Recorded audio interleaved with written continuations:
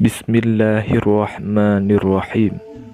Assalamualaikum warahmatullahi wabarakatuh. Innal hamdalillah nahmaduhu wa nasta'inuhu wa nastaghfiruh wa na'udzu billahi min syururi anfusina wa min sayyiati a'malina. May yahdihillahu fala mudhillalah wa may yudlil fala hadiyalah. Asyhadu an la ilaha illallah wahdahu la syarikalah wa asyhadu anna Muhammadan abduhu wa rasuluh. Allahumma salli ala sayyidina Muhammad wa ala ali sayyidina Muhammad. Syukur alhamdulillah kita dapat berjumpa kembali di channel ini. Harapan dan doa saya, semoga saudaraku semua yang menonton video ini selalu diberikan kesehatan, dilapangkan rezekinya, diampuni dosanya, dan dipanjangkan umurnya. Amin. Amin. Ya Rabbal Alamin.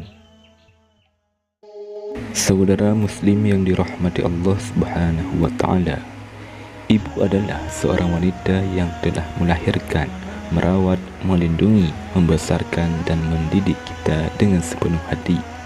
Harus kita perhatikan jangan sampai kita durhaka kepada ibu yang telah melahirkan dan merawat kita sehingga mendapat azab dan dicap sebagai anak durhaka.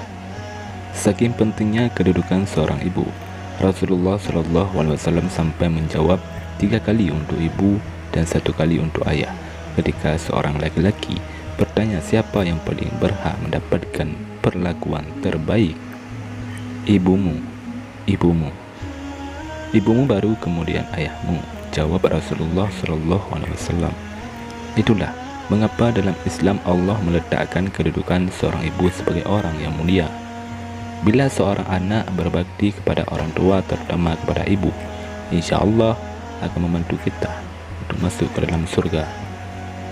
Namun sebaliknya, bila anak durhaka maka tentu akan mendapatkan murka dari Allah Subhanahu wa Ta'ala. Saudara muslim yang dirahmati Allah Subhanahu wa Ta'ala, lantas apa saja 10 azab seorang anak yang durhaka kepada ibunya? Yang pertama, dibenci oleh Allah Subhanahu wa Ta'ala. Dalam sebuah hadis telah diriwayatkan, ridha Allah tergantung pada ridha orang tua, dan murka Allah tergantung pada murkanya orang tua. Hadis riwayat Al-Hakim.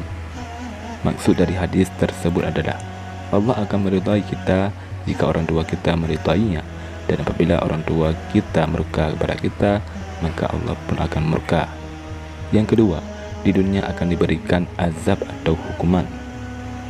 Seorang anak yang durhaka kepada ibunya tidak hanya mendapatkan dosa, namun Allah juga akan menimpakan azab dunia bagi mereka yang durhaka kepada ibunya. Dalam sebuah hadis, Rasulullah SAW bersabda, setiap dosa akan diakhirkan oleh Allah sekehendaknya sampai hari kiamat kecuali dosa mendurhakai kedua orang tua. Sesungguhnya Allah akan menyegerakan balasan kepada pelakunya di dalam hidupnya sebelum mati. Yang ketiga, tidak diterima salatnya oleh Allah Subhanahu wa Ta'ala. Seorang anak yang durhaka, salatnya tidak akan diterima oleh Allah Subhanahu wa Ta'ala sebaik apapun dan sekucung apapun. Allah akan tetap menolak salat seorang anak yang durhaka. Dalam hadis riwayat Abu Al-Hasan bin Makruf telah dikatakan, Allah tidak akan menerima salat orang yang dibenci kedua orang tuanya yang tidak dianiaya terhadapnya. Yang keempat, dosa-dosanya tidak akan diampuni oleh Allah Subhanahu wa Ta'ala. Dari Aisyah radhiyallahu anhu, Rasulullah SAW bersabda, dikatakan kepada orang yang durhaka kepada orang tuanya, berbuatlah sekehendakmu, sesungguhnya aku tidak akan mengampuni. Dan dikatakan kepada orang yang berbakti kepada orang tua, bahwa berbuatlah sekehendakmu, sesungguhnya aku mengampuni.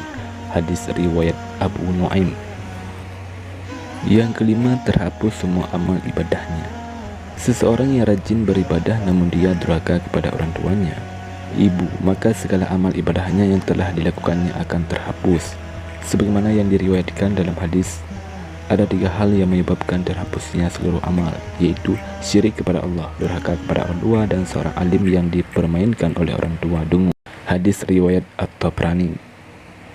Yang keenam, diharamkan mencium wanginya surga.